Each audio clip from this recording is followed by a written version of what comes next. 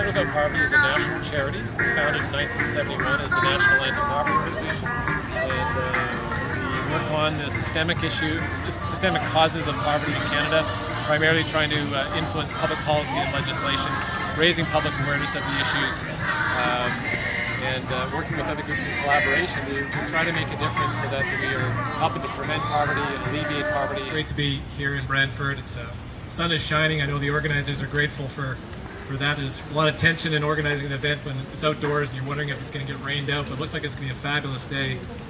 And thanks to all of you for coming and for everything you're doing to make a difference on the issues that you're working on, and for helping provide an example for others in the community here. Gandhi called poverty the worst form of violence, and if you reflect upon that just for a little while, I think you can understand where he's coming from.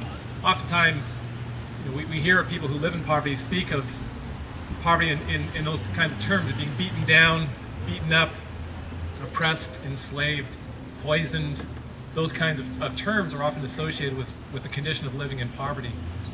And addressing poverty with that firm commitment to address it as an issue of violence, I think is very helpful.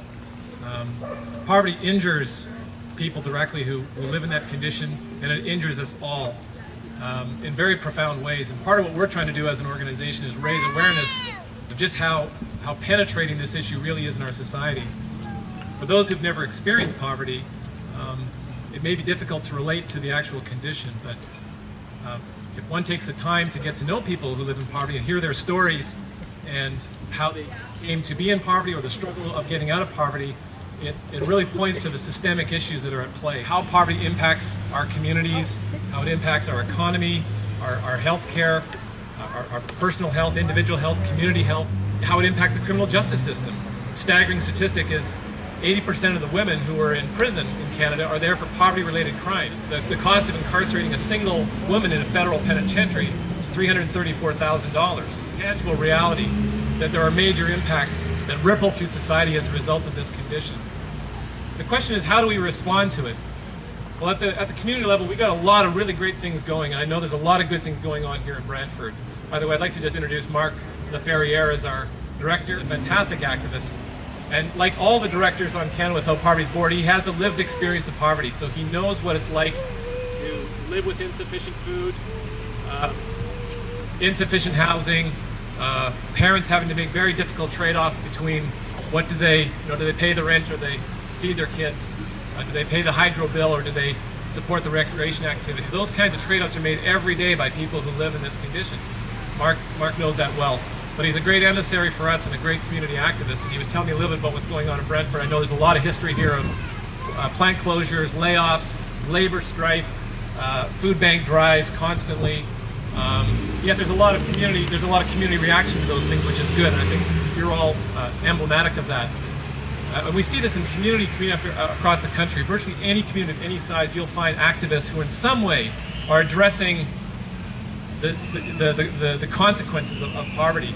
And this is now scaling up. Politicians are hearing about this issue all over the place.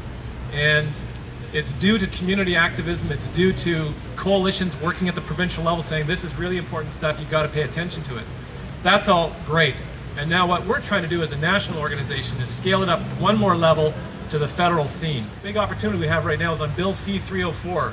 And I would like you to remember that bill.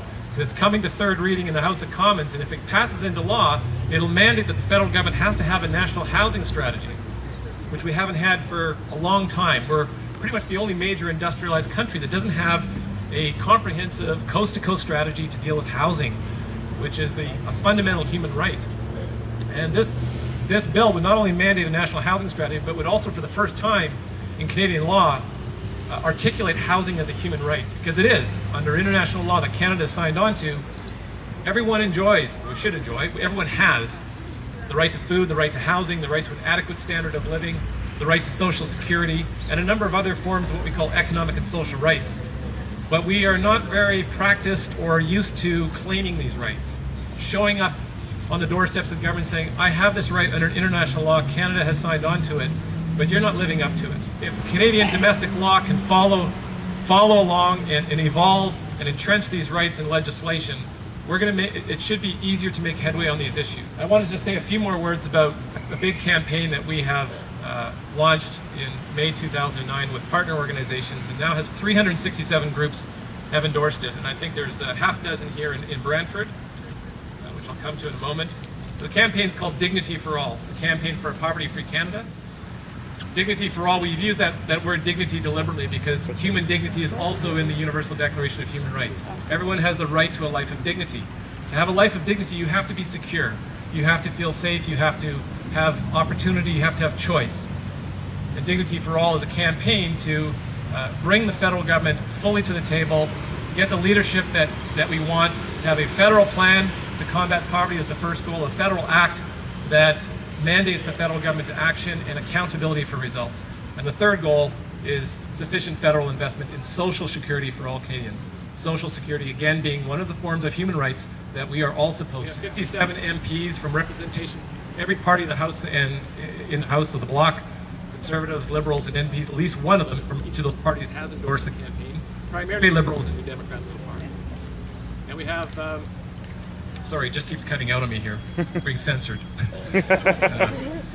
And we have 12 senators, and we have almost 6,000 individuals. We really want to boost up those individual numbers. Sometimes the individuals, we get a lot of these things to sign on to, and you think, this isn't going to make much difference. But it does. It does. And please, if you feel so willing, please do sign the postcard. And we are making progress on the campaign. In particular, New Democrat MP Tony Martin has introduced a bill called Bill C-545, which is an act to eliminate poverty in Canada.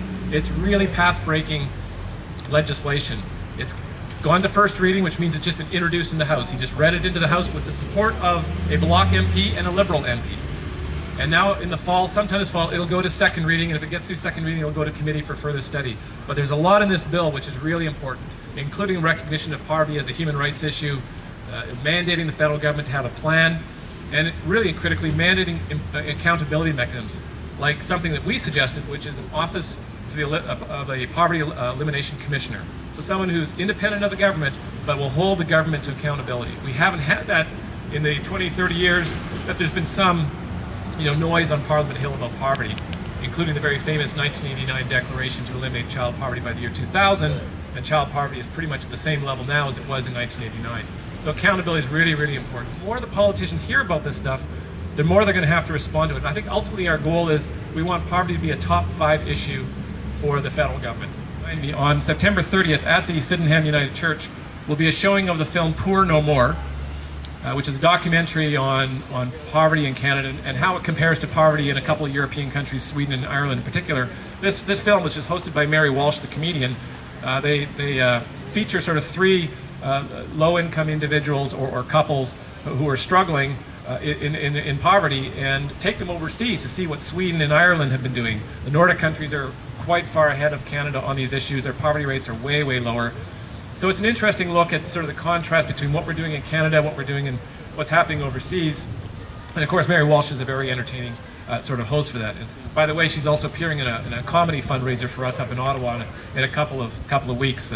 Poverty and Punchlines is the event, but we're gonna have a fun time, but also with a serious message delivered by Ed Broadbent, who's become our first honorary director. Thank you very much.